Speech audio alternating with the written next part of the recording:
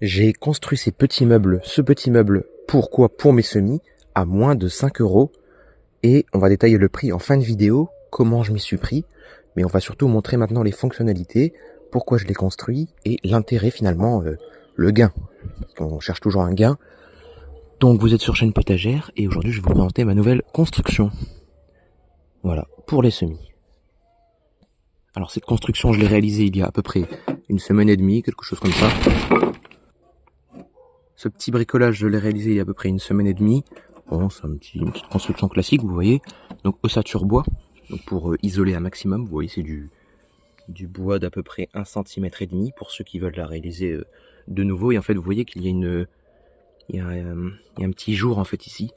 Et en fait, c'est parce que ce sont des lattes que l'on peut faire, que l'on peut utiliser pour le parquet. Vous voyez, je les ai juste utilisées comme ça pour faire le bardage sur le contour. Voilà, j'ai quand même renforcé avec des plots, voilà, sur les coins, là où il y a le plus de contraintes. Donc je vais vous montrer comment j'ai fait. En fait, c'est un plot classique, vous voyez, un petit tasseau en bois. Et finalement, il est coupé à la bonne dimension avec l'angle qui va bien ici. Hein, c'est pas tout à fait droit.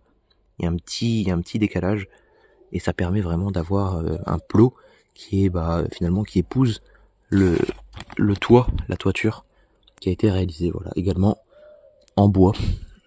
Voilà, on voit les petits semis qui se portent plutôt bien. Donc, je vous montre rapidement des petits semis de poireaux. Voilà, il y a quand même une plus-value avec cette serre. Donc l'idée c'est d'avoir une petite serre, vous voyez, pas très haute. Elle doit faire à peu près, elle fait 20 cm de hauteur pour la partie la plus basse, vous voyez. Donc ce sera ici la zone finalement la plus basse, où l'on va réaliser tous nos semis en plaques, nos semis en plaques, nos semis en godet. Et bon théoriquement on doit mettre ces semis un peu plus, les semis dans les gros pots finalement, comme les semis d'oignons, les semis de poireaux comme je vous ai montré, un peu plus au fond. C'est ce qu'on va faire d'ailleurs, on va bouger tout ça après la vidéo. Alors vous voyez ici il y a un peu de fil. En fait c'est parce que c'est du fil qui tient la bâche. Et oui, c'est une bâche que j'ai mis temporairement en fait. C'est pour le temps d'avoir, on va dire, des plaques de plexiglas. Voilà, on va chercher des plaques de plexi, ça fera quand même plus joli. Mais à l'heure qu'il est, à l'heure d'aujourd'hui, ça m'a coûté 5 euros, voilà, à réaliser.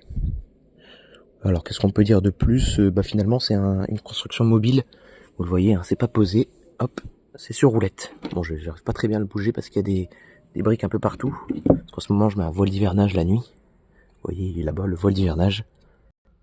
Donc il y a des roues, voilà, qui permettent finalement d'accueillir 30 kg. Donc c'est des roues qui supportent 30 kg de charge.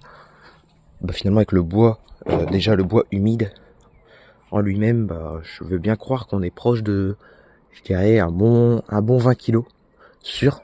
Donc finalement tout est bien dimensionné, il n'y a pas de surdimensionnement. Je voulais mettre au début des roulettes beaucoup plus grosses, vous savez, avec des gros rayons. Mais en fait c'est des roulettes qui sont faites pour des chariots de type transport de charge. En milieu industriel, vous voyez un peu de quoi je parlais. Et finalement, pour le besoin ici, avec le prix que j'ai dépensé, surtout à moins de 5 euros, et finalement ça fait largement le taf. Alors au niveau du prix, les détails, déjà ce que j'ai payé finalement c'est uniquement la visserie. La visserie, vous voyez qu'on voit ici.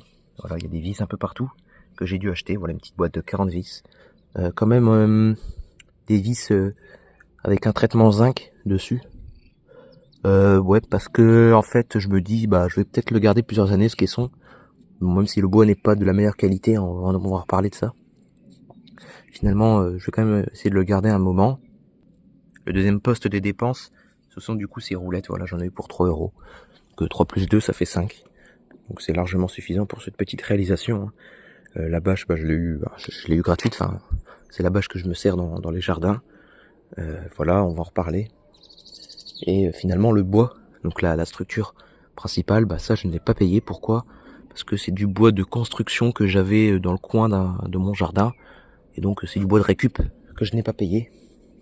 Voilà, donc avec 5 euros, enfin 25 euros, on peut encore construire des choses aujourd'hui. À peu près esthétique, Bon, c'est vrai que le plexiglas ajouterait une finition idéale, une petite finition nickel. Voilà, bon, je n'ai pas encore de plexiglas, je vous ai dit que je le cherche encore. mais ça devrait arriver. En tout cas, pour le moment, il y a une bâche qui fait tout à fait le taf, hein. Ça, c'est vrai que c'est moins isolant que le plexi, mais ça fait quand même une prévention au niveau des pluies. Ça abrite des pluies et ça abrite des gels directs, on va dire, avec les plantes. Par exemple, là, j'ai un semis d'épinards, vous voyez, il est quand même protégé. Au moins, on va dire physiquement, par rapport à un semis que j'aurais fait directement en extérieur. Ça ajoute une plus-value. Mais c'est vrai qu'avec du plexiglas, j'aurais un effet de serre. Et l'effet de serre, comme pour ce tunnel maraîcher finalement, eh ben, je pourrais bénéficier également d'une petite serre finalement pour mes semis. Donc le plexiglas, c'est quelque chose en recherche. Voilà, donc ce bois, je ne l'ai pas payé. C'est du bois classique, pas de traitement. Voilà, bon, on verra bien comment ça va se comporter, hein. C'est relativement bien. Ça fait quand même 4 ans que je l'avais sur le terrain ici. Le bois, bon, il a un peu perdu ses propriétés mécaniques parce qu'il y avait quand même pas mal de champignons à des endroits, mais on a sélectionné les plus beaux morceaux. Puis il y a un risque aussi avec le terreau là que j'ai déposé à certains endroits, qu'il y ait des champignons qui se développent et qui font un peu pourrir le bois. Bon, ça c'est pour les niaqueurs, on aurait pu mettre un peu d'huile de lin. Ça aurait été l'idéal. En tout cas, voilà, je vous partage un peu les dimensions également. On a à peu près 90 cm de large et en longueur 1m80. Donc on a 1m80 de longueur, 90 cm de largeur. Je vous ai dit l'épaisseur ici 20 cm et au bout l'épaisseur 30 cm. Voilà, donc vous avez tous les éléments pour réaliser la même chose à peu près chez vous.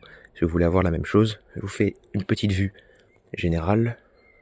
Voilà, de l'outillage, c'est quand même pratique, hein. Et ça devrait bien m'aider également pour les semis d'été. Je vais juste faire mes semis en été, par exemple s'il fait chaud, et pouvoir mettre ce qu'on appelle un voile d'ombrage pour permettre une diminution des températures. En été, s'il fait vraiment chaud, les semis sont un peu délicats, on va dire, à réaliser en pleine terre. Ça va encore, mais si on veut faire des petits plans, genre des petits plans à repiquer, des petits plans de laitue, tout ça, c'est plus pratique. En plus, on pourrait imaginer installer en été donc un petit voile d'ombrage, mais également une petite irrigation automatique à l'intérieur qui ferait une brume.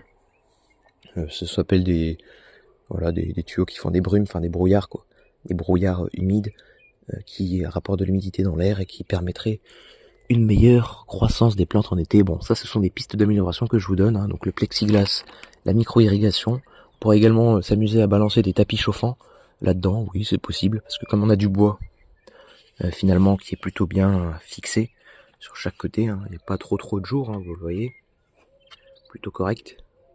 On pourrait s'amuser une fois qu'on aura le plexiglas, hein, évidemment, parce que sinon on aura trop de pertes thermiques. Mais dès qu'on a le plexi, on pourrait s'amuser à réaliser un peu une structure avec une zone, une grande nappe, une nappe thermique, pour permettre un meilleur réchauffement des semis. C'est vrai que c'est intéressant. Ça pourrait améliorer la croissance. La vitesse, hein, c'est un facteur important dans nos semis. C'est vrai que là, ils ont un peu tendance à végéter. On n'est que la première semaine de février, hein. Là, on est le 8 ou le 9 février. Donc, patience, hein. Cette structure, elle a encore des beaux jours à voir devant elle, normalement, si tout se passe bien. Cependant, pour le moment, ça va, ça fait le taf, quoi. Petit bricolage, voilà, je vous montre quand même une vue générale.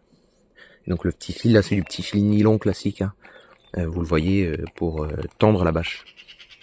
Et pour avoir quand même une structure à peu près cohérente, quoi. Vous mettez que la bâche, elle se barre, elle s'envole ou quoi. Bon, là, aujourd'hui, on n'a pas beaucoup de vent. Mais c'est quand même important de détailler tout ça. Ah, j'ai oublié de détailler, bien sûr, le système de charnière. Bon, il n'y a pas du tout, en fait, de charnière. Vous voyez, il n'y a pas de charnière du tout. Est-ce que ça vaut le coup? Est-ce que ça ne le vaut pas le coup? Peut-être, en vérité, mais bon, vous voyez que ça fait plus d'une semaine qu'il est ouvert comme ça, et il n'y a pas de problème particulier. La charnière, ce serait vraiment pour les d'autres utilisations, par exemple, si on veut le détourner en coffre de jardin ou quoi, on pourrait mettre une charnière pour que, bon, voilà, ça tienne bien. Mais bon, là, c'est avec les angles et les contraintes qu'il y a, franchement, là, il n'y a pas beaucoup de contraintes, hein. Ça ne risque pas de glisser. Franchement, là, il y a vous voyez, ça tient plutôt bien. Donc, au niveau des contraintes, franchement, je ne pense pas qu'il y en a beaucoup. On peut se permettre de ne pas mettre de charnière. Et au niveau du système, le système pour tenir la porte, c'est un petit assaut de récupération, hein, bien classique, on connaît bien. Voilà, fait largement le taf. Et puis c'est assez costaud, il n'y a pas de souci. Parce que pas de casser. Hein. Encore une fois, là c'est le cadre. Je n'ai pas préféré mettre de vis et je préfère mettre des clous. Parce que comme ça, comme on a une épaisseur en fait ici, une épaisseur assez caractéristique, on va dire. Il faudrait presque une épaisseur spéciale avec des clous spéciaux. Enfin des vis spéciales plutôt. Donc je préférerais utiliser des clous à des endroits pour éviter que ça dépasse. Parce que l'inconvénient des vis c'est que ça peut dépasser si on n'a pas beaucoup d'épaisseur. Donc des clous c'est plus pratique. Voilà. À voir dans la durée. Je vais pas vous en dire un peu plus là franchement. On va en reparler peut-être cet été, hein, si ça vous le dit. Dites-le moi en commentaire, n'hésitez pas. Hein. Moi je vous ai détaillé comment ça fonctionne en gros la construction, voilà. Pour moins de 5 €, voilà comment j'ai construit cette petite étagère, voilà, pour les semis. Sur ce, à bientôt.